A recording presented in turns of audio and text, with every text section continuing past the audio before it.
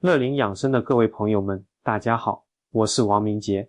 之前我们聊了应对物价上涨，很多朋友已经开始准备，这很棒。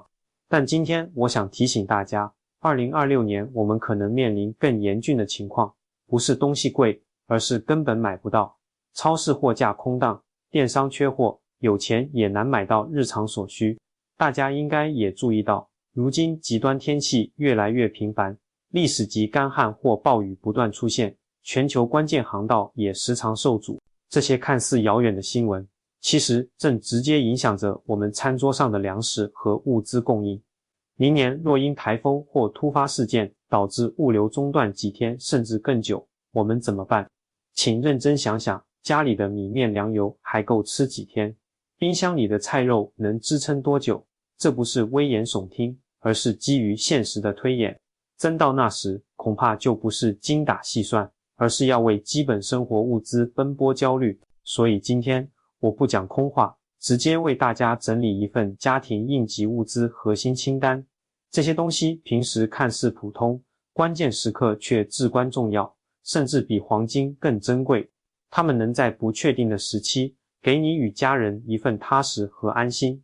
如果你也希望在风雨来临前筑牢屋檐，那就请记住这份清单，为自己和家人多争取一份确定性。肯定有朋友会问，明杰，至于这么紧张吗？不能等到真有苗头了再准备吗？这里我要跟大家说清楚一个大的背景。2026年很可能是圣婴现象非常活跃的一年，这是个气候学上的术语，简单说就是它会搅乱全球的正常天气模式，导致一些地方旱得冒烟，一些地方又涝成一片。这对于那些躺在全球粮仓上的国家，比如出口大米的东南亚，出口小麦的欧洲粮仓，影响会是巨大的。一旦他们本国因为灾害减产了，他们第一反应会是什么？一定是先收紧口袋，保障自己老百姓的供应，减少甚至停止出口。而我们这边虽然自己也是鱼米之乡，但我们吃的面粉、做菜的黄豆，还有一部分饲料用粮是需要进口来补充的。国际供应链打个喷嚏，传到我们这里可能就是一场感冒。再看看我们身边现在的超市、商场，为了节省成本，玩的基本都是零库存的精明账，货架上摆得满满当当，但背后的仓库里可能根本没多少储备，全靠一天一次甚至几次的物流车像血液输送一样维持着。这套系统高效的时候是真方便，可它也异常脆弱。一旦有个风吹草动，大家心里一慌，开始集中购买。您信不信，可能只需要一个上午，货架就能被搬空。等您从新闻里看到消息，再想去买点啥，那时候面对的可能就真是空荡荡的冰柜和货架了。所以啊，老祖宗传下来的那句勤带雨伞，饱带干粮，在今天看来不是过时，而是充满了大智慧。现在开始准备，这叫有备无患，心里踏实。等到事情发生了再去挤破头，那叫亡羊补牢，而且很可能连牢都找不到在哪了。我们不是要活在恐慌里，而是要活在准备中。好了，道理讲透，咱们直接上最干的干货。家里到底该存点什么，才能扛得住风浪？明杰给大家梳理出了最核心的保命粮和安心药两大类。我的挑选标准就4个：能耐得住存放，能提供足够能量，容易储存保管，而且关键时刻真能派上大用场。首先，第一大类就是填饱肚子的核心口粮。吃饭是天大的事，这个基础必须打牢。头一样就是咱们吃了大半辈子的主食，大米和面条。但这里有个关键，不是随便什么米和面都行。很多家里习惯买散装米，或者大袋开封了就这么放着。这种米在潮湿的环境里2-3个月就容易生虫结块。我建议大家专门去选购那种真空包装的米。这种米被抽干了空气，包装袋硬得像砖头，只要不破损，不接触潮气，放上1年2年，煮出来的饭香味和口感都不会有太大问题。除了米，干面条、粉丝、米粉这些干燥到极致的干货也是很好的储备，它们不怕放，煮起来也快。万一遇到停水停电，能节省不少燃料和水。备多少合适呢？我建议至少按照全家人1个月的消耗量来算。比如说家里3口人，一天吃1斤米，那至少存上30斤真空包装的米。听起来不少，但实际上堆在墙角，也就1-2箱子的体积，换来的可是一家人心里1个月的踏实。第二样是平时我们可能不太鼓励多吃，但特殊时期能救急的能量堡垒，各种罐头食品。为什么要特别强调罐头？因为我们得考虑到最坏的情况，长时间停电。现在谁家冰箱不是塞得满满的？可一旦停电超过1天，冰箱里的鲜肉、海鲜就会开始变质，变成负担。而罐头食品，它的伟大之处就在于它完全独立于冰箱之外，它在常温下依靠密封和灭菌技术，可以安然存放好几年。午餐肉罐头、豆豉鲮鱼罐头、红烧猪肉罐头、番茄菊豆罐头，这些罐头开盖就能吃，提供了宝贵的蛋白质、脂肪和盐分。在紧张、疲劳、食物短缺的时候，一罐油汪汪的罐头下肚，带来的饱腹感和热量补充是巨大的。别在那个时候才去想什么防腐剂的问题，生存的第一要义是获取能量。趁着现在超市促销，各种肉类、鱼类、豆类、罐头都可以适量买一些，它们是你家食品柜里沉默的卫士。第三样是极小、极便宜，却绝对不能没有的战略物资，盐和糖。很多人囤米囤面，偏偏忘了这2样。大家要明白，人短时间不吃肉还行，但长期缺乏盐分，身体里的电解质就会乱套，人会乏力、头晕，甚至生病。糖呢，是快速能量的来源。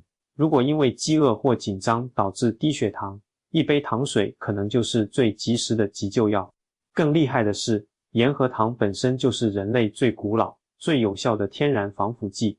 万一在极端情况下，你侥幸得到了一点新鲜食物，没有冰箱怎么保存？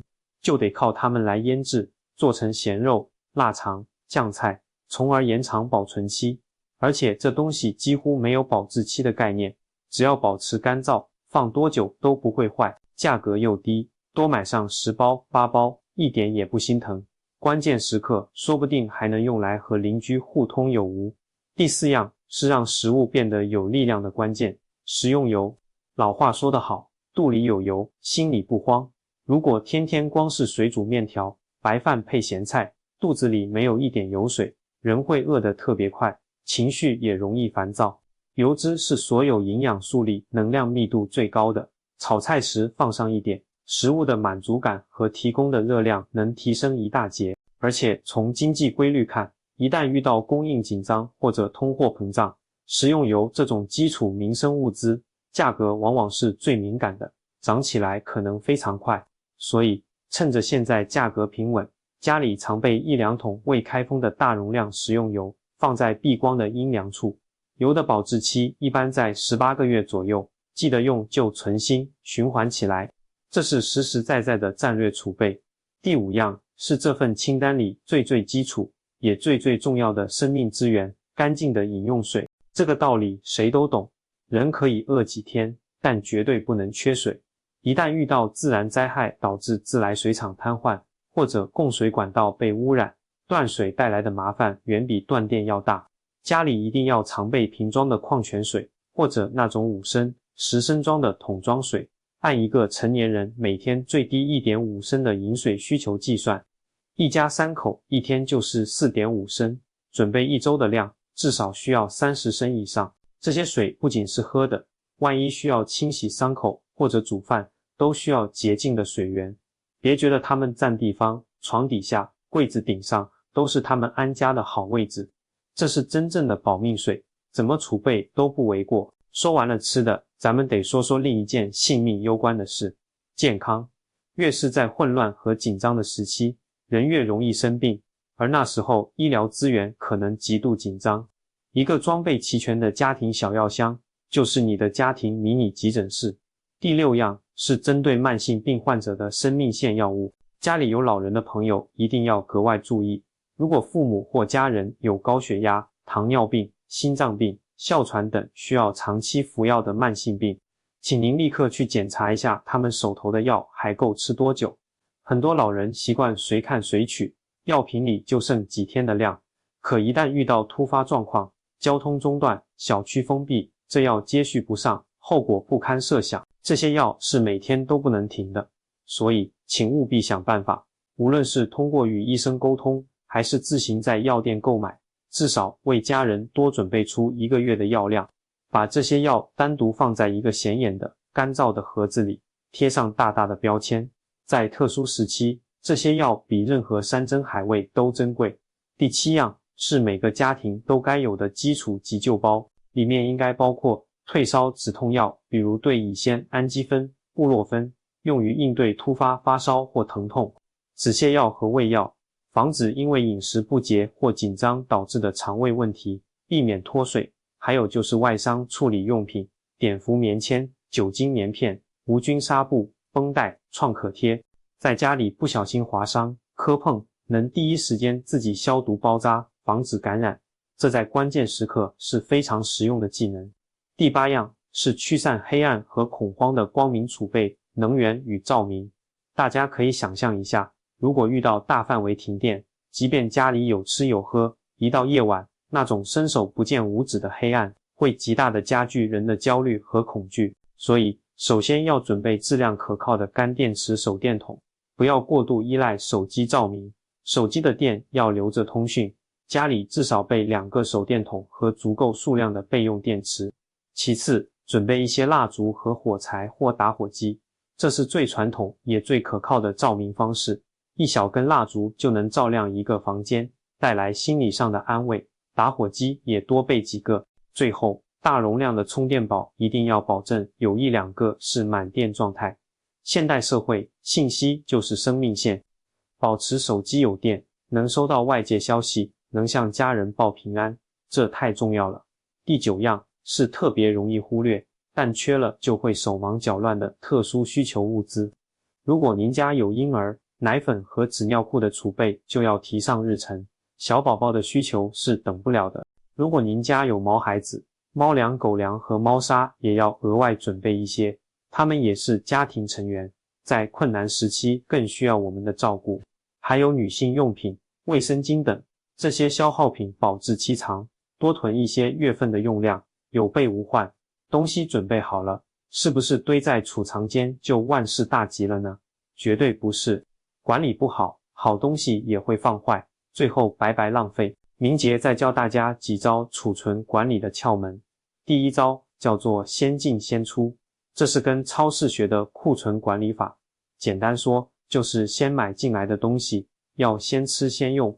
比如，您家米箱里还有半袋旧米，今天又买了1袋新米，那就一定要先把那半袋旧米吃完，再把新米放进去。千万别把新的堆在外面，里面的旧粮放到过期长虫。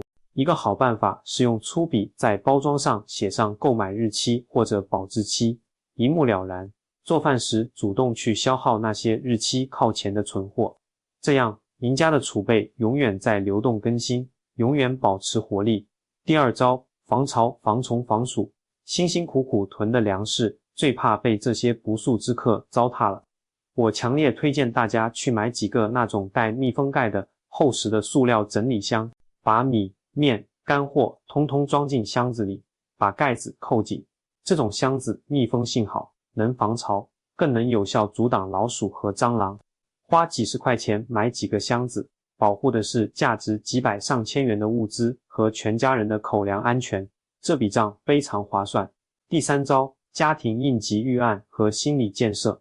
物资是死的，人是活的。找个时间，一家人坐在一起，简单聊一聊。告诉孩子，如果突然停电了，手电筒和蜡烛放在哪里？告诉另一半，急救药箱和重要药品存放在什么地方？甚至可以简单模拟一下突发状况，让每个人都知道家里的底牌在哪。这种事先的沟通和默契，在真正遇到事情时，能极大减少恐慌，让大家冷静、有序地应对。这份冷静本身就是一种宝贵的资源。最后，明姐想跟大家说说心里话。我花这么长时间讲这些，绝不是为了传播焦虑，让大家每天忧心忡忡的生活。恰恰相反，我是想传递一种底线思维和从容心态。我们都祈愿2026年风调雨顺，一切如常。如果您按照建议准备了这些物资，最后平平安安什么都没发生，那太好了。这些米、面、罐头、食用油，咱们日常生活中慢慢吃，一点都不会浪费，无非是提前了一点消费而已。但是如果万一呢？万一真的遇到了一些波折和困难，当外界暂时陷入无序和紧张时，您和家人可以安然地待在家里。您打开储物间，看到码放整齐的饮用水，看到满满当当的米箱和面袋，看到那些默默守护的罐头和药品，那一刻，您心里涌起的那种沉稳和安心，是多少钱都买不来的。这是一个家庭抵御风浪的压舱石，也是一家之主给家人最实在、最深层的关爱。乐龄养生的朋友们，您家里有常备应急物资的习惯吗？除了明杰提到的这些，您觉得还有什么是在关键时刻必不可少的神器？非常欢迎您在评论区分享您的智慧和经验。您的一句话，或许就能给另一位朋友带来重要的启发。互助共享，也是我们应对不确定性的宝贵力量。这里是乐龄养生，我是王明杰。我不希望任何风雨降临，但我祝愿我们每一个人都有为自己和家人撑起一把伞的能力。祝愿大家和家人都平安、健康，从容地度过未来的每一天。记得把这份实用的指南分享给您关心的人。我们下期再见。